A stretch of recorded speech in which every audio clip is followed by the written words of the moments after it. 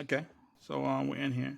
Okay, Stock Exchange, and I'm with Mr. Mitchell, of course, and this is this is Trump and a G, and we used Trump and Ketanji Brown Jackson in a sentence.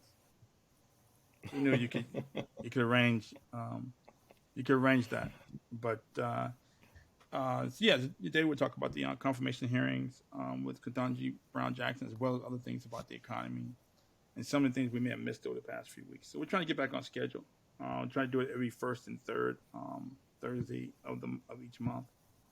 So here goes. But yeah, the economy, as we talked about last time, is we still think it's not that strong. But it's hard to look at the, in my opinion, it's difficult to look at the vital signs. When we're coming out of this pandemic, inflation is all the talk now, and we know that inflation has been rising as we came out of the pandemic because a lot of companies had cut inventory rapidly. Then they had to build up inventory again quickly, and that's caused prices for certain goods and services to rise Mm. rapidly, and goods and services within particular supply chains to rise rapidly, which makes a lot of sense. There's also price gouging going along for a lot of companies. This is like a 1 in 100 year event for you to raise prices rapidly, and if people need certain goods and services for their supply chain, if people need food and supplies within the grocery stores that haven't been stocked, you can hike prices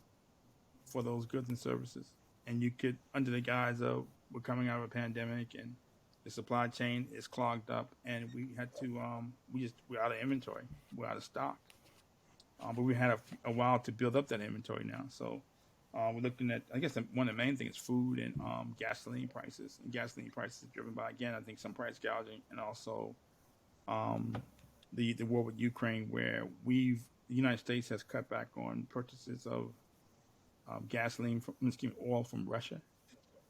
So that may be one excuse, but I think it's mainly price gouging. And we spoke previously. The CPI for February was double digit rates. The PCE was around 5%, which is way higher than what the Fed has been pushing for. The Fed has been pushing for 2%, and CPE is much higher than 2%. So it gives the Fed cover to hike interest rates because Mm. of rising costs. I don't think it's going to cut down on rising costs for all, I mean, across the board because of the price gouging. But it gives the Fed cover to normalize rates, which they should have done a long time ago, in my opinion.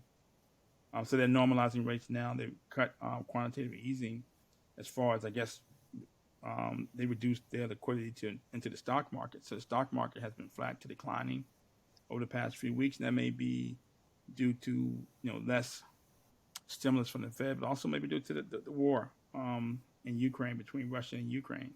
War is not good for anybody. So as we pull back from the global economy, as we cut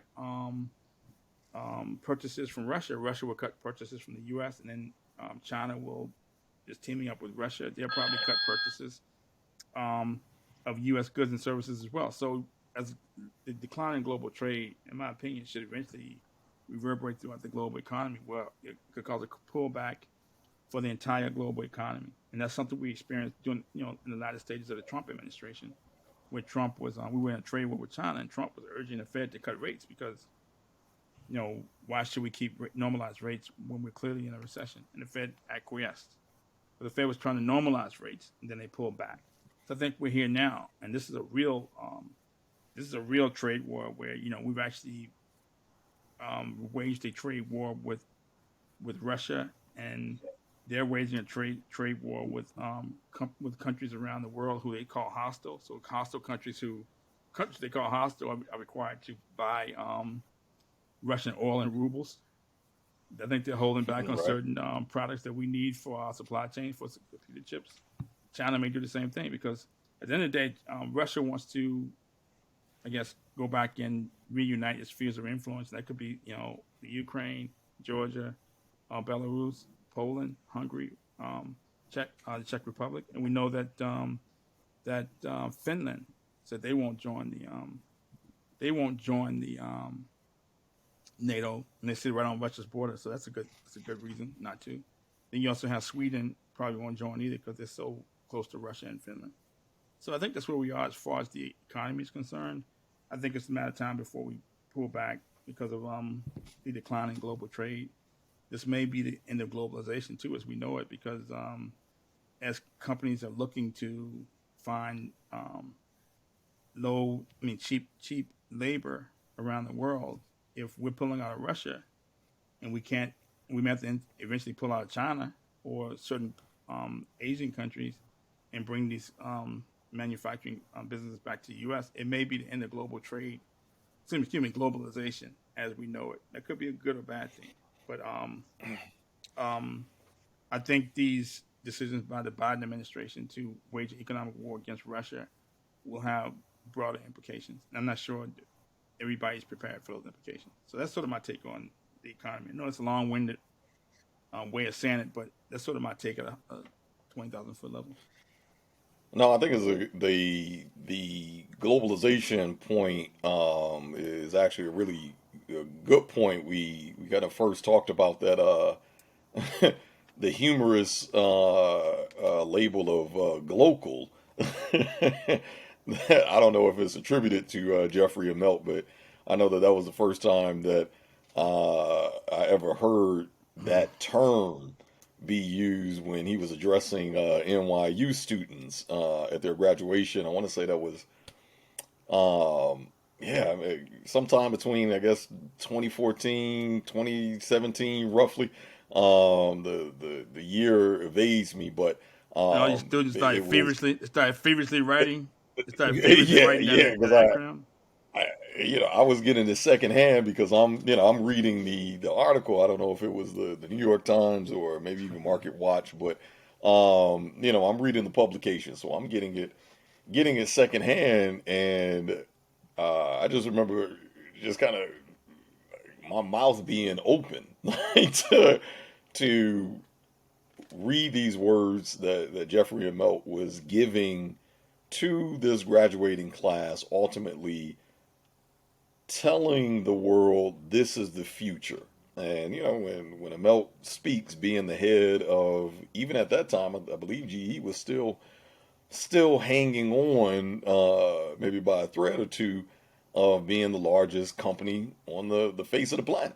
So, you tend to carry some pretty significant weight when you speak, and especially regarding where the future of commerce is potentially heading, and certainly driven by geopolitical events, etc. So that idea of essentially fracturing the the globalization approach as well as the market, and taking tenets of the globalization, but now considering local consequence, local impact on environment and labor, and how do we kind of mesh the two together so that way we ultimately kind of create, in a lot of ways, um, like not necessarily an invisible network, but a network that is more reliant on supply chain and logistics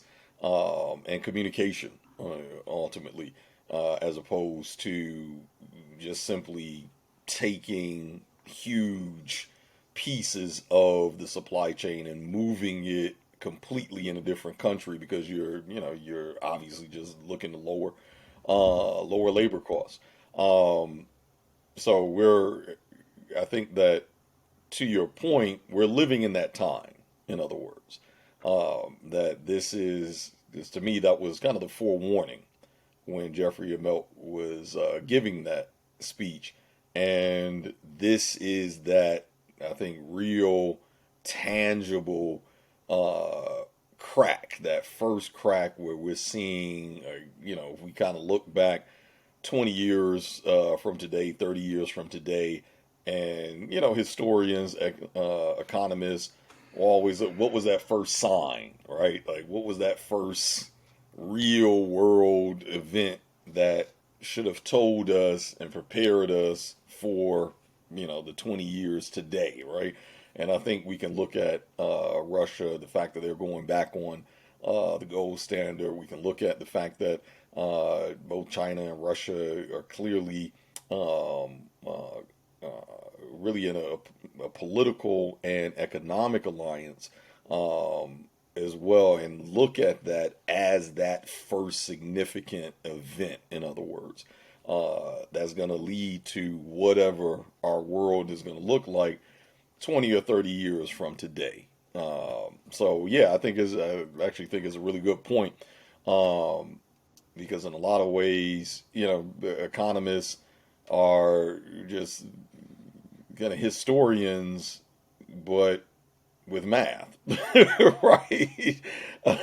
Math and human and a bit of human behavior, right? But they also try to be Nostradamus in some ways by looking at those historical events to give a lens to what is going to possibly happen in the future.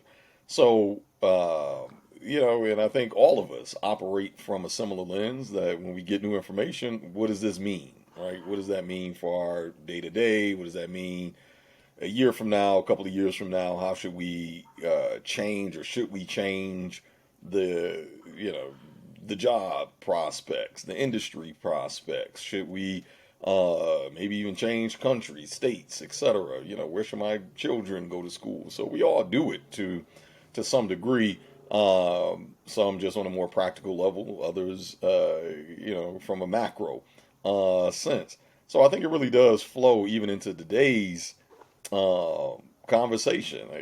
Yeah, what is Russia and Ukraine and globalization have to do with the first black woman or potential first black can we say, because I think it's pretty much official at this point, but first black woman Supreme Court judge. What the heck does that have to do with that? And I would argue and say everything, right? Because especially within the U.S., every policy, every legislative act, body uh, is always benchmarked against the Constitution.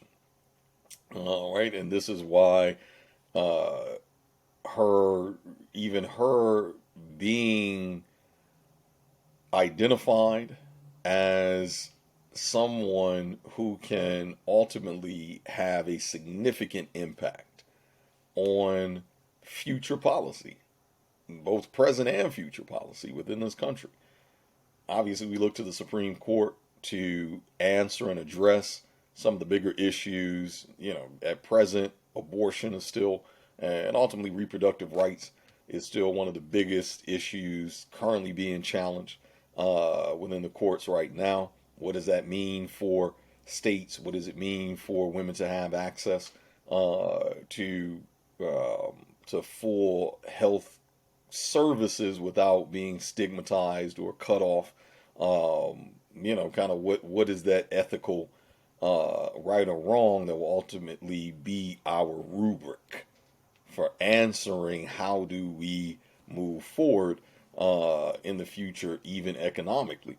So, having a new judge and coupled with the fact that, Clarence Thomas might be, making an exit. I don't know, maybe by way of health, maybe by way of ethical challenge, for folks that may not know what I'm referring to, um, which is, his wife's, um, let's just call it oversight with the January 6th insurrection, and and potentially undue influence on Clarence Thomas's clerks, right? Just kind of utilizing his judicial influence for her to,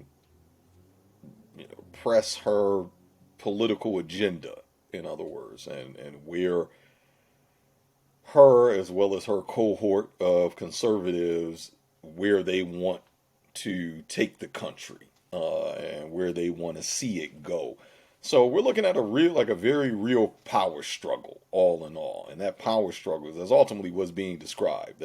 Globalization is simply a tool of a power struggle, right? That ultimately got settled and said, okay, well, this is the consequence of said struggle.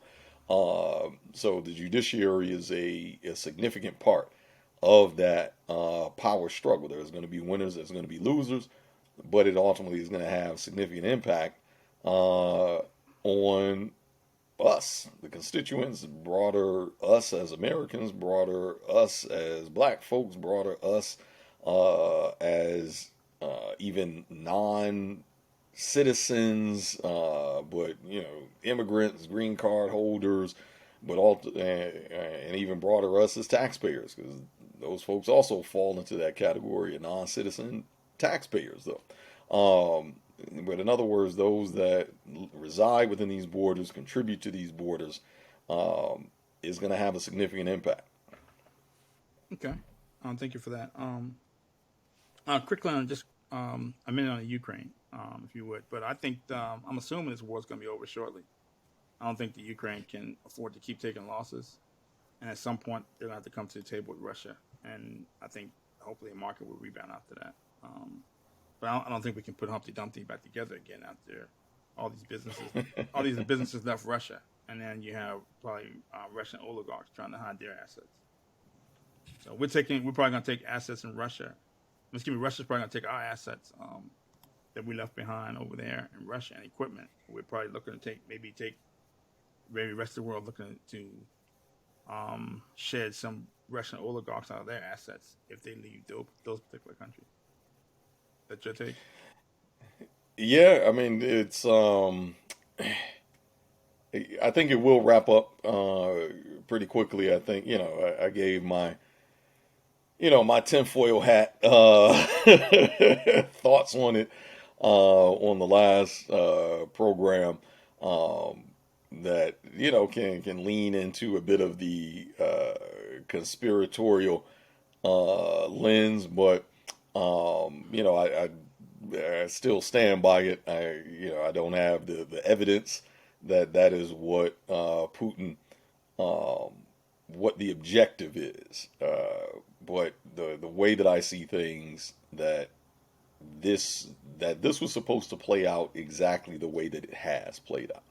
I think it's a net positive for U.S. corporations to be to leave Russia. It's a net positive for Putin and Russians, looking at it from Putin's lens, because now he can be the bad guy, but also without essentially breaking agreements, because U.S. Corporate interests left on their own accord. In other words, so he doesn't have to be targeted by corporate interests in violation of trade agreements, in violation of footprints, of U.S. footprints that are there. They left on their own accord. So, I think out of the 400 or over 400 corporations, there's still a handful of franchisees that are there. I believe like Burger King, Subway are one or two that come to mind. But more importantly than that, one of the things that has come to light, and I think for folks that are behind the scenes or kind of in the know, certainly not surprising that there has been ultimately sharing of intelligence and training by U.S. forces within the Ukraine, specifically the Green Berets. I will I will say that for me, reading that tells me that there are boots on the ground, like full stop. There are boots on the ground. You're not executing training and intelligence sharing over a Zoom call or a conference call or even a sat phone. Like stop with the goofy stuff. There's boots on the ground. But obviously the U.S. cannot say that there are boots on the ground, because ultimately this is a proxy war. Like, let's call it what it is. That and they aren't supposed to be involved from a physical sense, and cannot be seen to be involved with boots on the ground. But this is why you have your Green Berets. This is why you have your SEALs. This is why you have your Force Recon to be able to put boots on the ground in a very quiet manner. Um, as well, and to go unseen. But a lot of that, even the fact that that was in the news, the fact that I'm reading that as a civilian, Mhm. um, tells me that lines were already penetrated. Like the chain of command was already penetrated. I, that should have never been a byline. Well, well, Of well, course, that boots are on the well. I ground. think you bring up an interesting point But, in that I think we're doing things that the American people may not be aware of. That oh, that 100%. again, That's I the think we point. need to be clear Yeah. that I think we need to be clear that after the breakup of the Soviet Union, it was clear that these countries, certain countries, were not supposed to join NATO. It's clear that Right. Ukraine was not supposed to join NATO, Putin does not want the U.S. on his border. China does not want the U.S. Right. on his border. We do not want Russia or China on our border. Exactly. Okay, and Exactly. I think when during the Obama administration, when there was a vote for Ukraine to join they were voting to join the NATO forces, and the president at the time said no, we're not going to do it, and people got upset. And I think they ended up overthrowing that guy. I can't think of his name. They Yeah. ended up overthrowing that guy, and people think Zelensky is sort of a patsy per se. Um, the current president. And Right. Right. I think Putin is still chafing from that. He's saying that the U.S. will have some involvement in the previous guy getting tossed out, and that he said repeatedly Ukraine is not going to join NATO. Is that sort of your take? Well, Putin can't. There was an interview, um, I believe from 2015, 2016, with Charlie Rose and Putin, and specifically talking about the Minsk agreement Mm-hmm. and how the Ukraine at that time was in violation of the agreement. Mm-hmm. That they were supposed to uh, essentially amend their constitution, amend their political processes, but do it in concert um, with Donetsk as well. And that they, at that point, they had only fulfilled their obligation by half. Right. So, in that particular interview, you could make an argument to say that he was ultimately telling the world because Putin doesn't we I think we collectively agree that Putin is a very strategic guy, right? Right. So he's not he's not just randomly sitting down with Charlie Right. Rose, it's certainly Right. not any US media outlet, right, Right. without understanding what his intent is in that communication. And you don't have to be particularly media savvy to know that questions are pre-vetted, that a lot Mm-hmm. of these interviews, they're just not coincidental interviews. In other words, Right. these are highly curated environments. The Right. questions have been pre-vetted. The staffers have already went through the possible scenarios of the way that a question can be answered. The lawyers have tripled and quadruple checked, and you know what I mean. So I we're got yeah. talking about highly strategic environment here. So with that being said, Putin, his answer to that was clear that if Ukraine did not fully abide by that Russia's interpretation of the Minsk agreement, then they are going to act Okay. as it is laid out in that agreement as well for Right. failure to comply. So, on one hand, um, we can make an argument to say, well, how much rope, right? Because that interview, like I said, dates back to about 2015, roughly 2016. So we're already, 6 years, 6, 7 years into the future, right? Could he have invaded 3 years ago? Could he have invaded 4 years ago? In other words, why now, right? and that's kind of the variable there. So that's why I say that to me, this just kind of validates my tinfoil theory Right. that U.S. corporate interests have left. I see this as a net positive. From Putin's lens, I don't think it's coincidental or happenstance that you pull out this particular move now at this time. Right. The chain of events that have led up to that have not been in a silo. I think Ukraine is simply just a milestone. Whether they complied, whether they didn't comply, I feel like the Ukraine was being used as a pawn uh, to further the agenda, and I think we're watching the agenda play out in real time by removing the U.S. in all shape, ways, and forms off of their borders. Because for folks that at least do know that U.S. corporate interests is a bridge for the U.S. government to enter into a region Mm-hmm. to further the political agenda. This is why, you know, concepts like corporate espionage exist. This is why the 12,000 warrants that Obama, as opposed to holding every alphabet agency from FBI, DEA, CIA, NSA accountable for sending false warrants, for sending warrants that were completely illegal over to companies like Facebook, Google. We've talked about it numerous times on this platform. But in Right. other words, Obama didn't hold them accountable.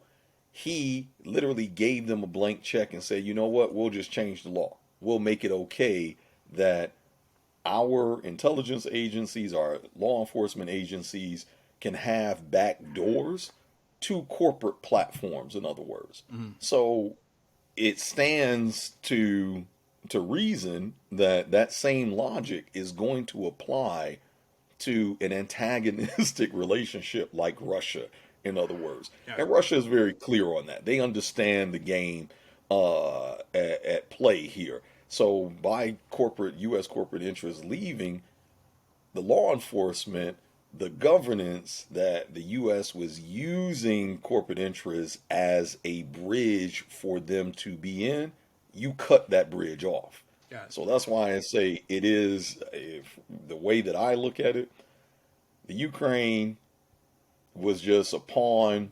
Okay, here's a country that's not compliant. I'm so glad that you didn't comply. Right. If Right. because now it gives us a reason, right, Right. I got you. to be here. But to me, that was the goal. But it was And years in the that making. allowed But it was years in the making. exactly, Okay. exactly. Okay. Yeah. Okay. Okay. Um. Okay. So.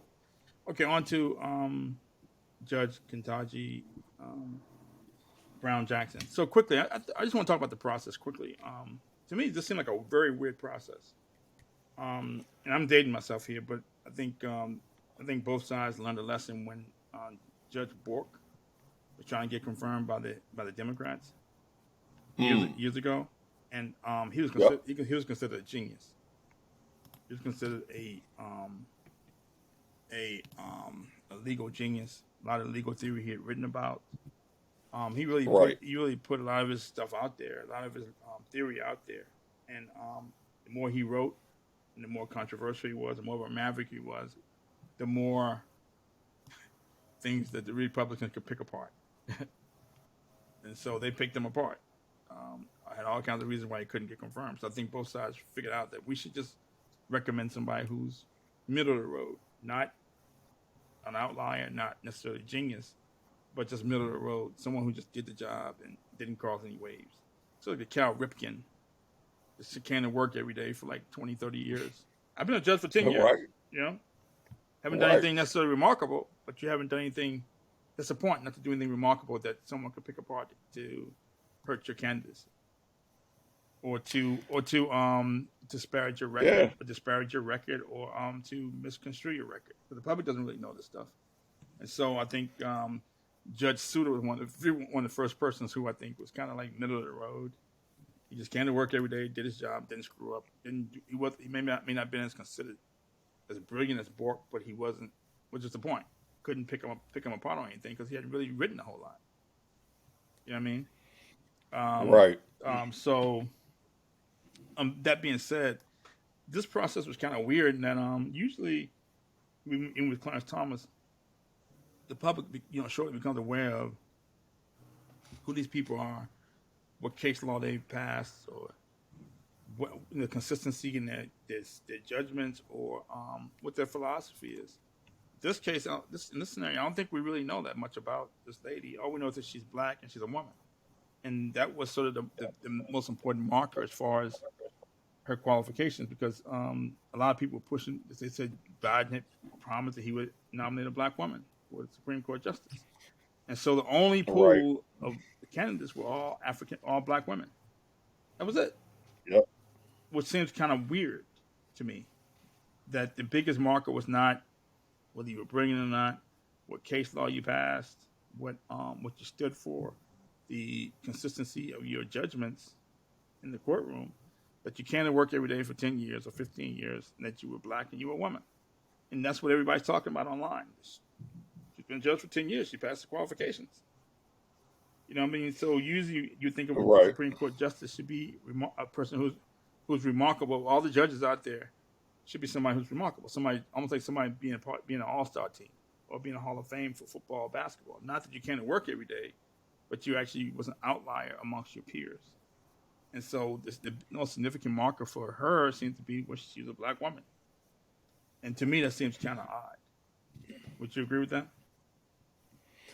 So, But yes and before you go on, yeah, yeah, yeah. usually is like of the pool of applicants who are remarkable, one happens to be a black man, or one happens to be a black woman, or one happens to be a woman.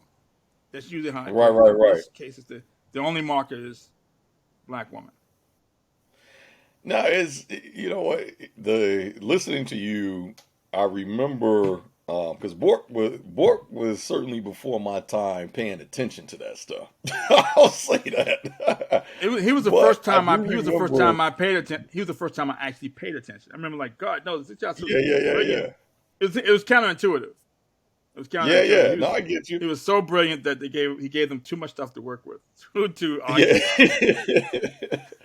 But I remember that. I do remember similar criticism over Roberts. Um, Roberts, because of the time period, um, just kind of who is this guy? He seemingly came out of nowhere. Um, uh, sure, he's had a track record, but in a very short time, because I believe it was like '03, he got appointed federally, and then appointed to the Supreme Court under the Bush administration. So a lot of um, a lot of the criticism from Democrats was just that as well, that essentially Republicans are trying to just kind of rush the Supreme Court, right? They're just trying to push through someone that is going to be uh, in their pocket ultimately. And then fast forward, and we saw, and I feel like that reverberated even more with Kavanaugh. Same kind of very similar criticism. Um, and obviously under Trump, and I think I, like anyone, it was to me, regardless of how great their reputation preceded them, the fact that here's a judge or a potential appointee under Trump, like as soon as your name is attached to Trump, you were in a losing position, right? Like your reputation was going to be further attached to Trump, and but you know, obviously with the allegations Right, that right, right, Kavanaugh faced, right. and you know, just that whole hot mess, which certainly didn't do him any favors. But my point being is that you had these folks that really didn't have ultimately any strong identities, Right. right? That weren't really known for any particular achievements that stood out even within like amongst their own cohort. Right. Which is sort of Like the other point. judges would point to like, oh yeah, you know, Kavanaugh was excellent on Right, this, right, you know, Roberts was excellent on that, da da da da da. You know, like you, they just seem to exist, right. right? They just seem to be, right? So you're Which was almost sort of like the kind of point. scratching your head, It's sort of the point, though, right? right? Like, right, like that's where I'm going with it, because yeah, so you can make the argument that she kind of falls in that category, right? That don't really lean any strong direction, you know, conservative, Republican. You have to be seen as unbiased, right? You have to, and it's the intellectual contortions that one has to go through to present unbiased, just as a human being that has been socialized in a certain framework. Like we've all been socialized to think, feel, and adapt a certain way. Right? Like if you were raised by Mhm. parents, regardless of their biological parents, if they were, you know, foster parents, if they were adopted parents, etc. But in other words, humans are naturally socialized to think and feel a certain way. Well, part of that process is to make judgments, right? So it's to me is asinine to expect like, oh, well, you should at least present uh judgment free, right? Like forget the past 49 years that you've been on planet Earth, and you have to present in this very unbiased manner. And you know, it just takes all kind of intellectual leaps to even present that way, because the thing that is not being said out loud is that that shit is just unrealistic just from a Right. human standpoint. And therein lies the flaw within our legal system, right? That even the legal system itself presents a bias, right? And which kind of goes into, for me, where I just had to laugh, you know, because obviously Republicans are challenging on critical race theory. You know, they have been on this goofball tour for the last what, going on 2 years. They've Right. decided to pick a concept that has been solely relegated to not even all law schools, but to a select few law schools within this country, and decided that they're going to make that a topical issue to run on. And for Or to her, stop like or to the block her path, right? right, but Right. for her to be at the school, at the law school where critical race theory was originated, And and for what her to law be school was like, that? Was that Harvard? right, Harvard, Right. like, for her to, for her to be at the school where the legal theory was brought to light and actually taught, and for her to even, I've kind of heard of this thing. Right. What do you call it again? Critical race theory. Right. So it's Right. like, all right, man, come on with the bull.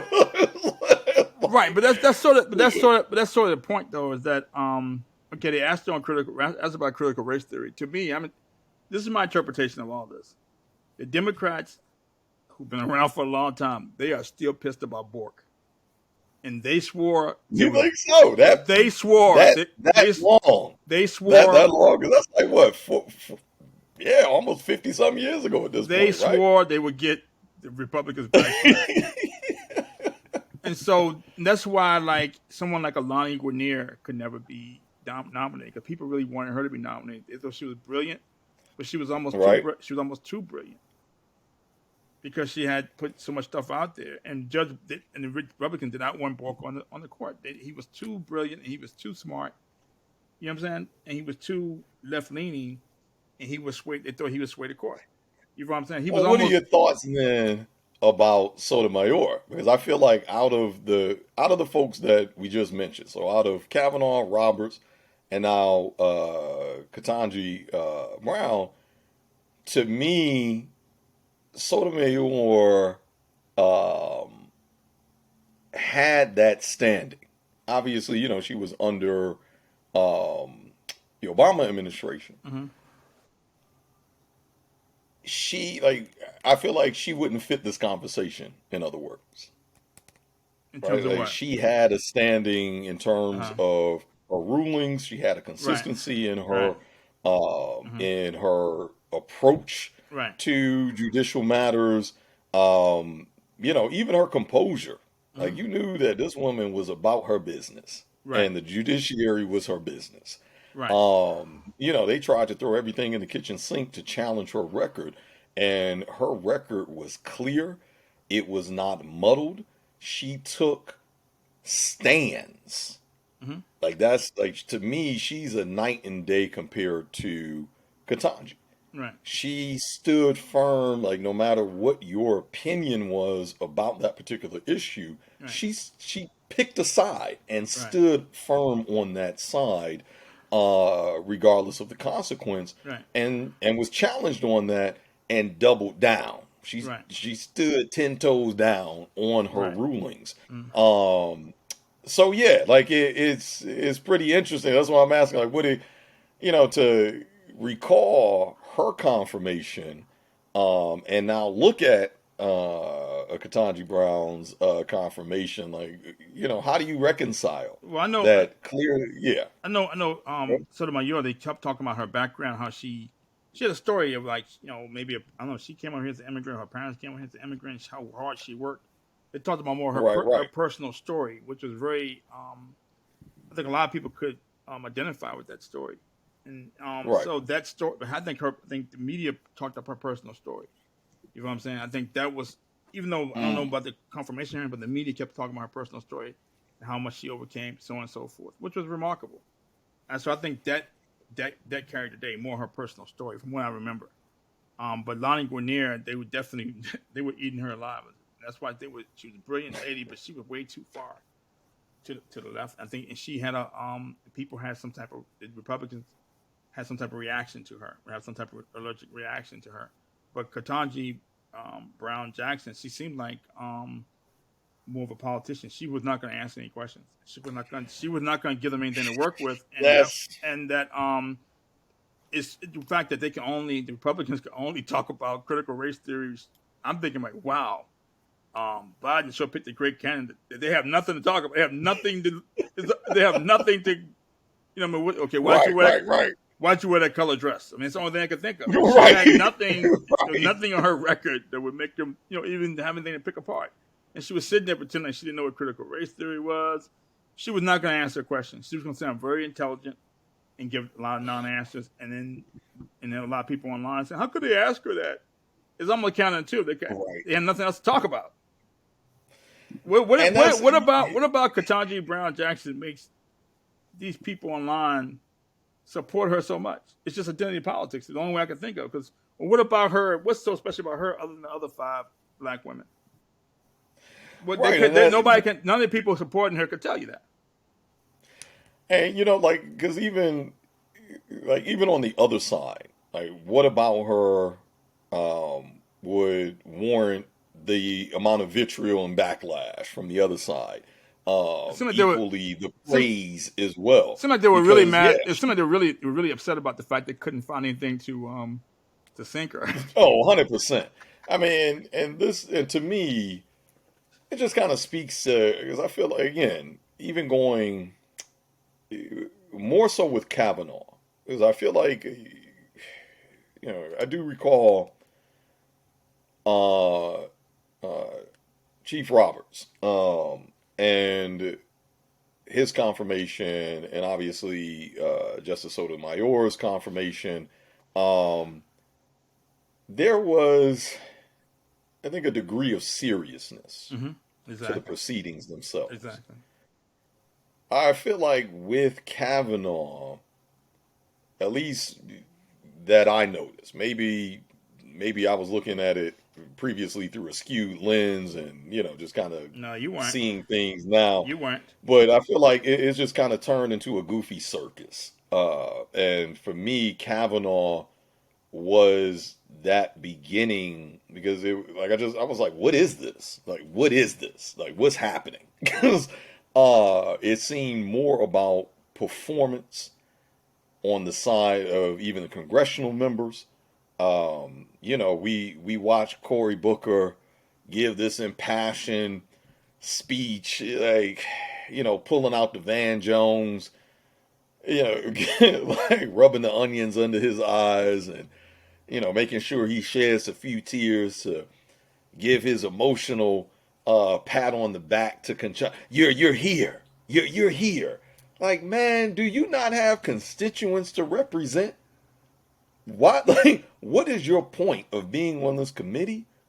Even if you believe she is the right person for the job, you are in representation of constituents that naively we're supposed to believe that are beyond corporate interests. So if you're really about the people, because for the last 6 years, actually more than that, closer to a decade, because post Obama, Booker was supposed to be the next Obama. He was pegged, and I feel like he's since then he's been on this ebb and flow of trying to get back into the spotlight, but always a man of the people, in other words. And it's like, even if this person who's being nominated is largely being supported by the party, and you have to run along party lines, you still have constituents within that party whose interests, at the very least, questions, issues should be brought up. Why not spend that time Mm-hmm. to ask real questions that are impacting your very real constituents? What are your stances on gentrification? What are your stances on, whatever issues that are important to his community, but yet you go on this impassioned and emotional pat on the back to say you're here and to not let the folks insult and deter you, dot dot dot dot dot. So on both sides of the fence, all I see is a circus. And it's Well, like, well, what the hell is well. I this? think that is. I think that is. I think that sort of was his Obama moment where Obama basically was trying to identify with black folks and say things that black folks already believed. There were black folks went to black church. I go to a black church. Black typical black person Right, has a right, black wife. I got a black wife. People, right, black folks, right, black folks listen to rap music. He's my favorite rapper. right, And obviously Cory Booker knew that a lot of black folks were cheering for at least people online on social media and people in the corporate media. Not saying black folks around the country really cares, but the people who I guess control public opinion were cheering for Ketanji Brown Jackson, and he was paying genuine flexion to her. So he basically saying things that people that most black folks already believe and things that's going to get him somewhere. But so I just want to pivot to. I mean, do you think this makes her how she's viewed as sort of hurts her public image? That some people think she's affirmative action higher. So I'm gonna just try to play a clip from this guy Tucker mm, Carlson. He's talking about her being affirmative action hire, which kind of like speaks to what we were saying about the process was limited only to black women. Okay, hold on. Here we go. right.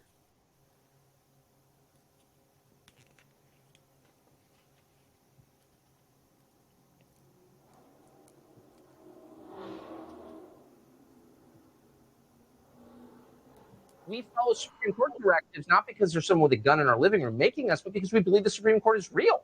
And who's going to believe that now? This really does undermine the credibility of the court. If I were the judge, I'd be a little offended that I was out in the White House having this announcement next to the last big affirmative action pick.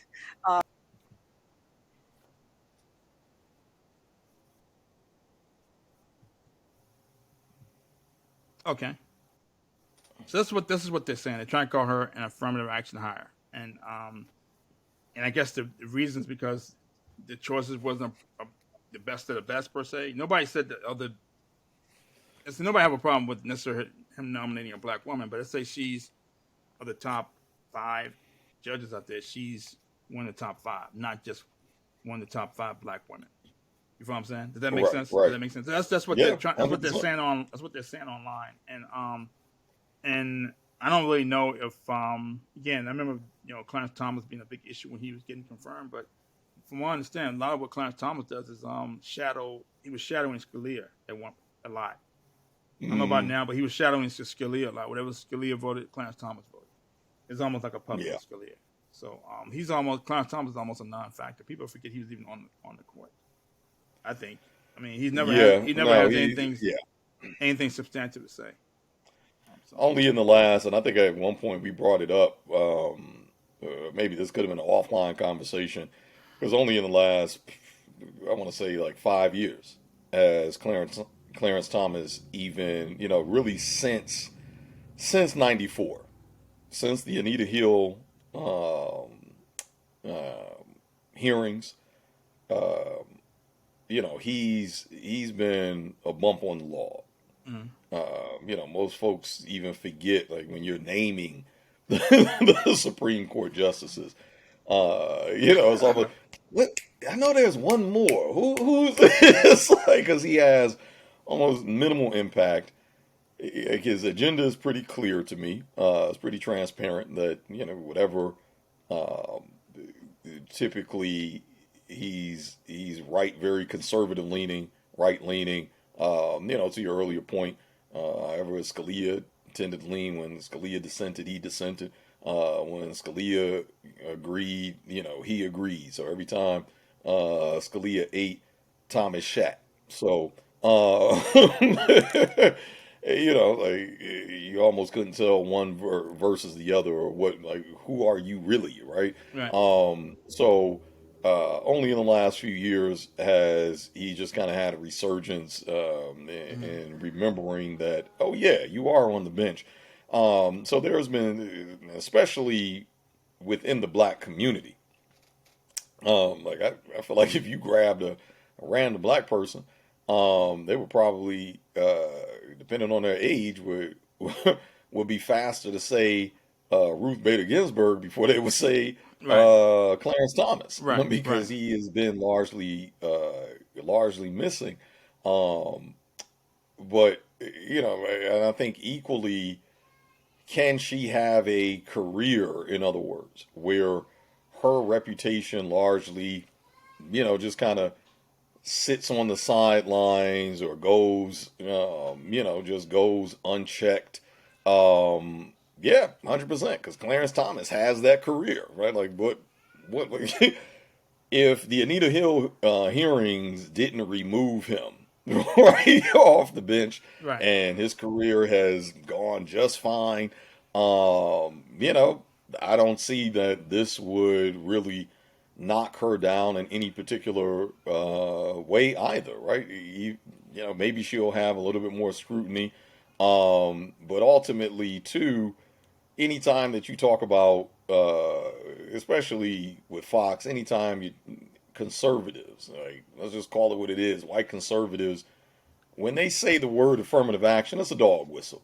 Right.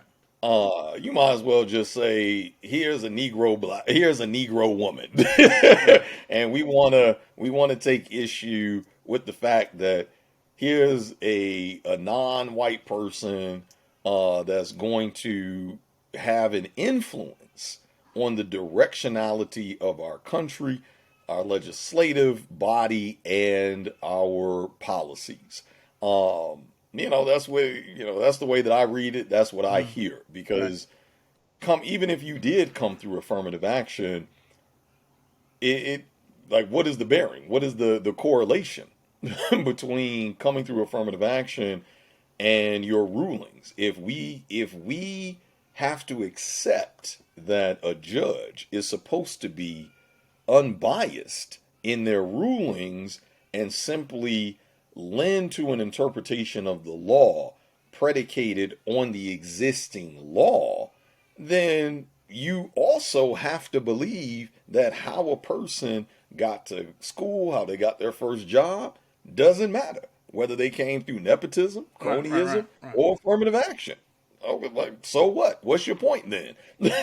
So, it has no bearing on that, and to me, it has no relevance other than a dog whistle to your audience to get them riled up to kind of spew more vitriol and further reify your own existing bias of how she will rule. But There are valid criticisms, but that one ain't it. but we are, Like the but we affirmative already action. know. But we already know where they're gonna go if she has a ruling they don't like, and they're gonna Exactly. keep beating the drum. Exactly. They're gonna keep beating the drum that she's in front of Ashton High, firm Ashton Right. High. Like, And the other thing, as far as African Americans, what are the top 5 or 10 issues that are important to African Americans, and where does she line up? Now, nobody ever did that analysis.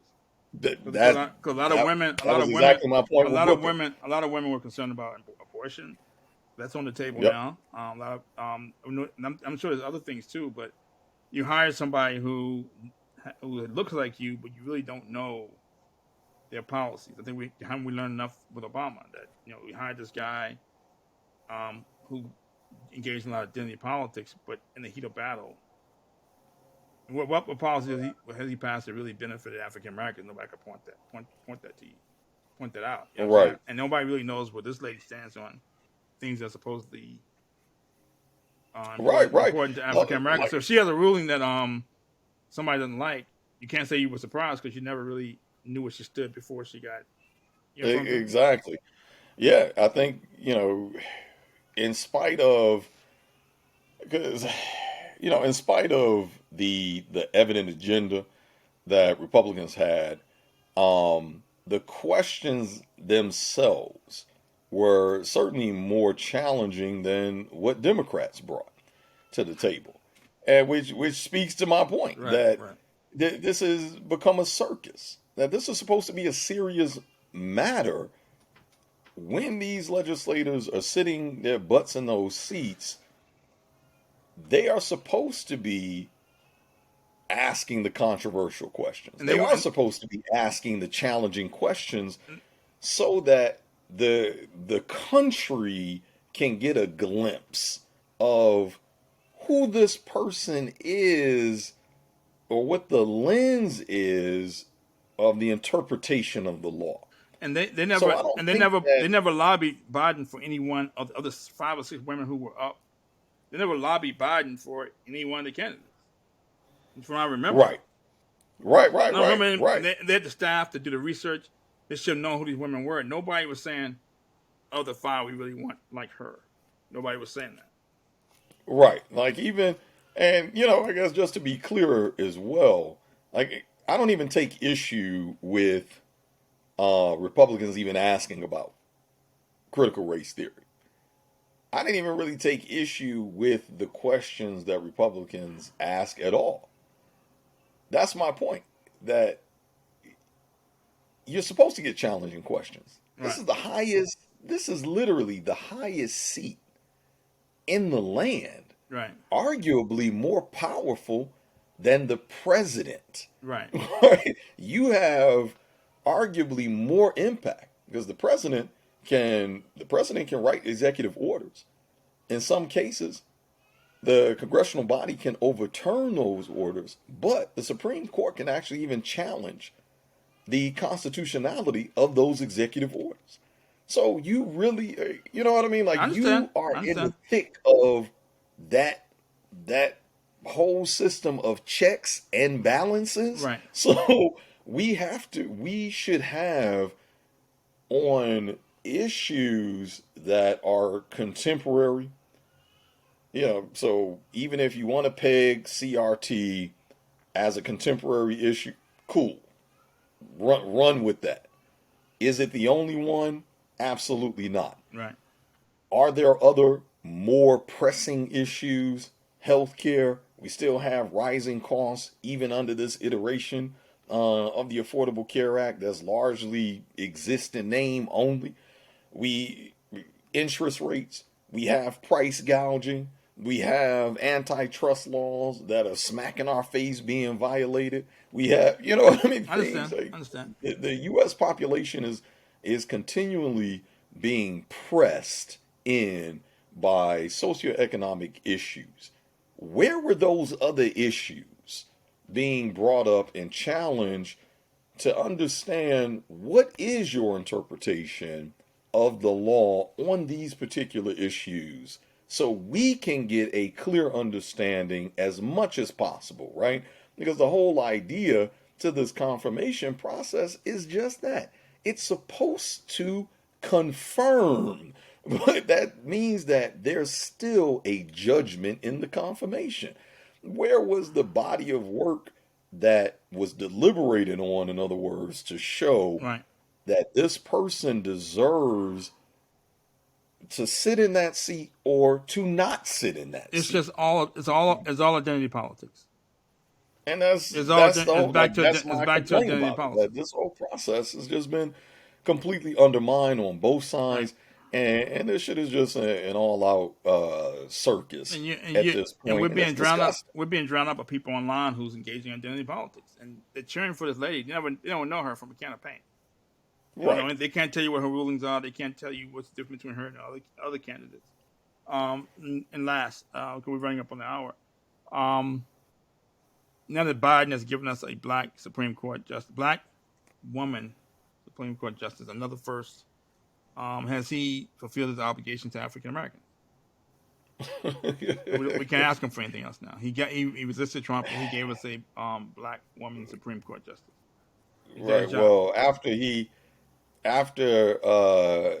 pimp slapped the CBC after he I don't won. think anybody asked for Won. that. By the way, Right. that was gravy. I don't think anybody asked him to do that. I think he volunteered. Exactly. Via a Zoom call, it was clear that whatever ideas of accountability that black people and specifically Democrats and a lot of these paid Democratic shills, especially within media, especially in academia, that have large platforms and was, chanting that goofy, vote blue no matter who, and just get Trump out. Doesn't matter about the issues. Same folks that owe Ice Cube a hand and knee apology with the kente cloth around their neck, like Nancy Pelosi, with that iconic goofiness. All of them people owe Ice Cube the same the same energy on their hands and knees, begging for forgiveness as they stepped on that man's neck metaphorically, simply because he was actually making some demands for his vote. So Biden was very clear that whatever your ideas of accountability are, they don't work here. They have no power here. So whether or not, like, we think he has fulfilled any obligation or he has not fulfilled any obligation, the point of accountability is lacking. So it doesn't even matter. Whether we think he did, okay, great. He's still gonna continue on his own agenda. Whether we think he didn't, oh well, you shit out of luck. He's gonna keep on going with his own agenda, and that's the rub of it all. Mhm. Is that there is no accountability there. Obviously, like, in fact, I can't even think of any promises that were made during his campaign specifically to black people. That's the man straight up told you Right. Obama ain't give you no reparations. So the hell I look like giving you reparations? You already had a black man in the in the office. You couldn't get it done then. Don't come check me. Like, so I can't even tell you, like, what Kamala even gave her Lift Act. She was trying to, I guess, maybe press on with the Lift Act or a variation of the Lift Act to say, well, here's our gift or our obligation to black people. But even as the reporter so aptly pointed out, that after she explained what the Lift Act is, what is that? So it's nothing specific for black people. Because what does that have to do with black people? What does that have to do with reparations? What does that have to do with the black Yeah, agenda? Absolutely nothing. you're missing something So though. You're missing something though. The significance of the passage of time. You that's missed that. right. You missed that. She I gave us did that. miss the significance. So we should take a minute to talk about the significance of the passage of time and how significant the time is when you consider the significance of the passage of time. Okay. Okay. Oh my God, man. This administration is just a hot mess, man. So yeah, he's made no promises. So I guess even from that lens, you could say yes, he's fulfilled his obligation Right. to the black community. So long as you have student loans, Right. so long as you still need health care, I guess. He addresses universal policies. That's who him and Kamala are. They are the they are the J. Crew of Mm. politicians. They have, when you put J. Crew, Right. especially for those of us that remember in the 90s, when you put J. Crew against Nautica and Tommy Hilfiger and Polo, there was no discerning distinction with a J. Crew in terms of the type of clothes that they made. Mm. That's who Kamala and Biden are. They have no discernible distinction politically. They are the epitome of kind of go with the flow politicians. They will jump through whichever hoop the side that they believe holds the most sway, political power, and they will adapt their message to that agenda. And so they will jump to the left, jump to the right, jump back in the center, jump back to the left, move 3 spaces over to the right as they need to in order to just be chameleons and adapt with no strong stance in either camp. They have no principles. They lack a moral compass. They have no intestinal fortitude. They're lackluster, and that's just who they are ultimately. And that goes to the point of even with Ketanji Right. Brown Jackson's Right. approach, even if she is a woman of conviction, Right. she did not present conviction. And Right. that's ultimately the point that Dems did not put her in a position where she had to present a side, where she had to stand on Right. principles other than her being a poor black girl from Miami and I never even heard of Harvard. And it's like I expected her to break out in Massa song. Like, I didn't know Harvard existed Yeah. until Massa took me up into this cold weather, Boston. And I realized all the whites was here. It's like, you kidding me? Like anyway, just the epitome of identity politics and Right. respectability politics. Right. That's what she represented.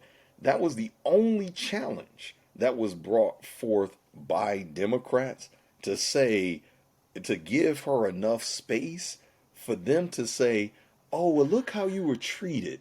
Look how you're being treated as a black woman. Right. Look how you're being treated coming from poor black woman. You fit the category of women that die at higher rates, da da da. Like, let's play up all the talking points over the last 2 years that are attached to you being both black and a woman. Right. That was it. But you heard zero conviction, even on the question of woman. Can you define woman? And she literally said, "No, I can't. Mm-hmm.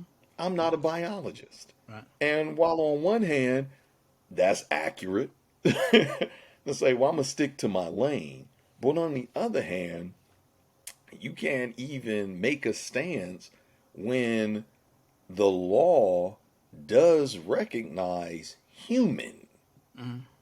We recognize, like, the fact that affirmative action, that's the irony in it, that affirmative action is a policy that exists. It was challenged constitutionally post 1963. The fact that affirmative action can, in the language, tell you not to discriminate against creed, race, color, and, oh, gender. So that means that the law has enough common sense to recognize a concept such as gender, but you can't recognize the concept of gender Right. to give a definition, no matter how broad it is, but you can't even have enough intestinal fortitude to stand on a square. Like, this is what I mean. Hey, these people, like, that was the whole game plan, was let's just present as middle of the road as possible. Let's not make any strong stances on either side. Let's try to reach the broadest base possible amongst the constituents. So that way, like, you're almost like what was the guy's name on what was that Game of Thrones, the faceless man. Yeah. Like, that's who the Biden administration is. So of course they're going to present someone, and like I said, even if she does, because we don't know much about her. Right. So even if she is a woman of conviction, she became the faceless woman Right. that over the last 2 days of this confirmation hearing, because we still don't know who this woman is. We still don't know With to find out where she's with to find out when she actually votes on something. Now, if exactly, she and votes, more if importantly, she, when it's too late, right, if she, and that's the whole if she gag. votes against abortion, people will be like, "Well, why could she do that? She betrayed us." Not really. She didn't tell you what she stood for. And there it Or is. what she stood against. That's Exactly. But yeah, so I agree. I think Biden giving us representation, giving black folks representation. He resisted that's Trump. it, man. He was giving us representation. He hired a black woman for Supreme Court justice. I didn't ask for that, but that's what he did for us. Some people asked for it. I guess some people on social media were pushing for. He promised to give us a black woman for Supreme Court justice and to make history. So he's given us representation. He's Yep. resisted Trump, and that's basically it. And so there's nothing else African American can really ask for. And so we're being led. 40 million black folks are being led by a small group of people who seem like they're more careerists and offer their own self-interest than they are for the collective. But anyway, that's Trump and the GE. We use Trump. Believe it or not, we use Trump and Ketanji Brown Jackson in a sentence. So thanks for joining. We'll see you in a couple weeks. Thank you.